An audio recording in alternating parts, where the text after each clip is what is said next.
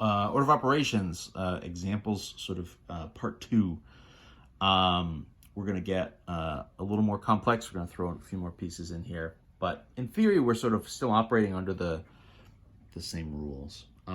So first things first is going to be our parentheses. So what's in our parentheses? And this is where it starts to get into kind of multi-steps a little bit.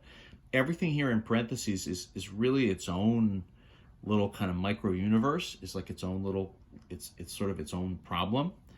And so I'm going to be looking at now, so 72, right, divided by 6 squared and then plus 3. So that's within the parentheses, right? And so that means I need to sort of look at that as its own little universe. You know, everything outside, which in this case is this sort of multiplied by 10, I'm just going to pause on that, and then let's dig in here. So are there any more parentheses? The answer is no, but we do have this exponent, right? So the exponent is going to be what we do next. So that would be 6 to the 2, right? 6 squared. That would be 36. And then I'll carry down. So again, I'm kind of within these parentheses, right? So this grouping thing is sort of telling me, look in there to start. I like to think of this two generic things. So you know, you want to kind of work from the inside out, meaning look for your parentheses and work for anything that's sort of inside those parentheses first. And then also as a general rule, any addition or subtraction is really going to break it up into chunks. So you have kind of chunks within your parentheses, and then also kind of at the same time, you know, or afterwards, or both, any addition or subtraction will kind of break it up into other chunks. And so for us, right, we're obviously doing the exponent here as our sort of next step. So from 6 times 6 is 36. And then the next thing here is going to be this division,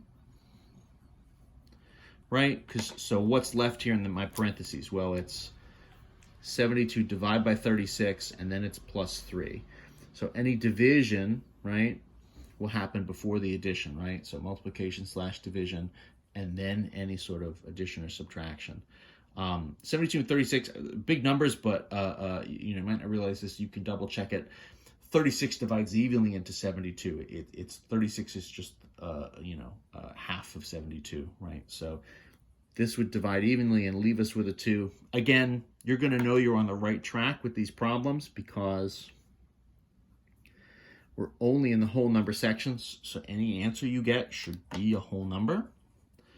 I'm going to just kind of carry this multiply by 10 down, kind of just as a placeholder. That's outside the parentheses, so we still haven't cleaned up everything in the parentheses yet. We're going to do everything that's in here, right? So these get a little bit longer, and so the whole thing takes a little longer. One of the keys is just go one step at a time. You know, the idea is you're not trying to solve everything at once. Sometimes you'll see something that looks complicated. You'll kind of feel like you need to do it all at once, but you don't. The whole idea is you're breaking it up into chunks, and you're doing it just one little bit at a time. So we're still in this parentheses, but we finally gotten it broken all the way down to just 2 plus 3, which would, of course, be 5, right? So now we're just adding. And then that means we finally sort of simplified and broken down, gotten from that, you know, everything in that parentheses just down to one number. And then from there, we can just do whatever this sort of one operation is that's left, which would be 5 times 10, which is, of course, 50. Somehow managed to screw up circling the answer. There we go. Now we can sort of have an answer and we can see it.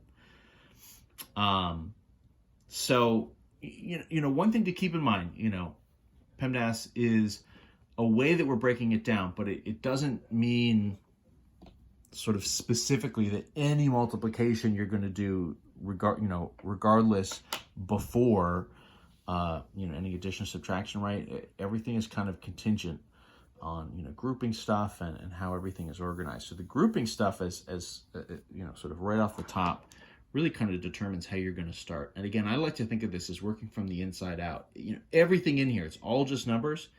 Everything in the parentheses you're going to clean up before you do that times 10 on the outside. Let's do another. Let's do a sort of a fraction bar. Let's go in parentheses, 4 plus 10. What we would say sometimes here is the quantity, 4 plus 10 times 5, and then that whole thing is divided by 37 minus 5 times 6. And so this fraction bar, you know, how I like to think of this, it really breaks it into a top and a bottom. And so these guys almost just totally break apart, and they're each their own thing. And so up on top, right, the quantity 4 plus 10 times 5. So you're going to say, okay, in your parentheses, right, 4 plus 10 is 14. So then this is sort of a 14 times 5. Gosh, what the heck is 14 times 5? We know times 10 is 50, and times 4 is 20, so together would be 70. You know, we could stack it. 20, 5, and then 7, right? So this would be 70. So the top becomes 70. So what I could say here is the top will be 70, and then divided by on the bottom, let's see, that's its own little universe. So these things are not really interacting yet. You got to clean everything up on the top and everything up on the bottom before you actually do this sort of fraction bar. This fraction bar is a grouping thing. It kind of means you're going to do a division, but you know, it's the very last thing you do. Whatever the top condenses down to, divided by whatever the bottom condenses down to. So in the bottom, what do we have? 37 minus 56. Well, okay, so that's going to be right. Multiplication before subtraction. So that's 30. So 37 minus 30. And then that, right, when we subtract, is going to leave us with 7. So it's 70 in the top, 7 on the bottom, right? So AKA, right, 70 divided by 7 for our last step, which is going to leave us with 10. So that fraction stack gives us almost 2 separate individual order of operations problems. We're going to go through, kind of solve them all down to sort of one final value, and then you do that division as your very last step. Nice work. Nice work, us. What's left? One more? What's our time here? These videos need to be less than 15 minutes. It's only 8 minutes now, so let's see if we can do in less than 7 minutes one last example. So let's do 4 times the quantity, 15 plus 2 times 3 minus, and so here's going to be exciting, a double parenthesis, so parentheses and then another, 50 divided by 5, quantity squared plus 8, and then we'll sort of close that parentheses off. So some of this we're probably getting used to, right? So obviously we need to go to these parentheses. The minus here kind of breaks this up into 2 chunks. So, maybe first, we can kind of do these in stages, right? So we sort of have this by itself, and in particular, right, this 15 plus 2 times 3. Maybe that's really where we're going to start. So this first parentheses, right, within that 15 plus 2 times 3, obviously we're going to do 2 times 3 first is 6. So then 15 plus 6, right, 4 is on the outside.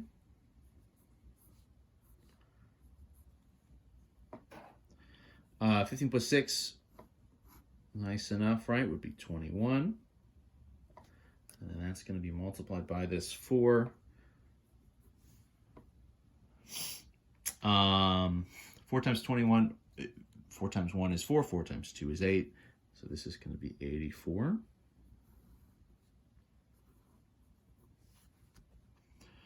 Right, so that was, kind of 3-4 lines to sort of get to that stage. Now in theory, right, it's minus whatever's happening over here. And so this is, right, so this is obviously kind of one parenthesis. I mean, that sort of sets us off as subtract whatever this sort of full parentheses comes down to.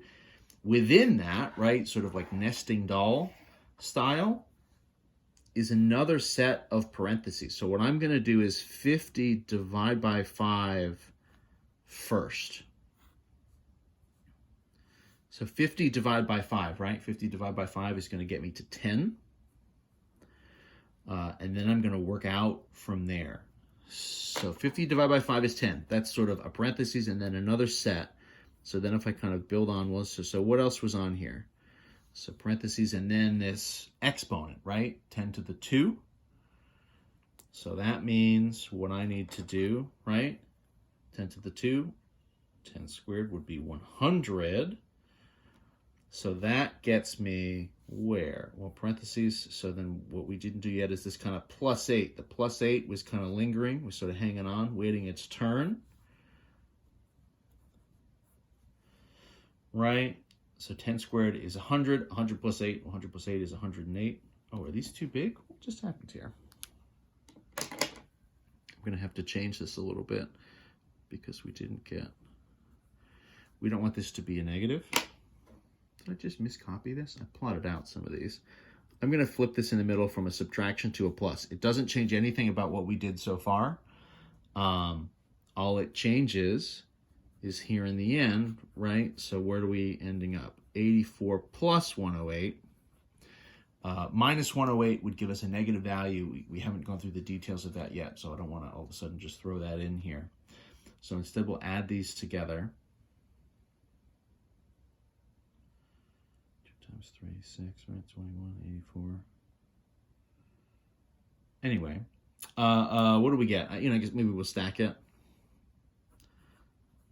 Wait, 84, 8 and 4 would be 12, right? 1 carries up, 1 and 0 and 8 is 9, and then 1 comes down is 192.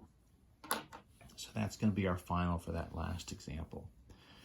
So these guys kind of get as complex as you want.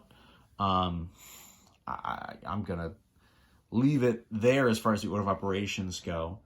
But, in theory, you could make ones that take 50 steps, 100 steps to solve, right? I mean, you could stack as many numbers in the pile here as you want, mix them up, and just, drop them and see what you get.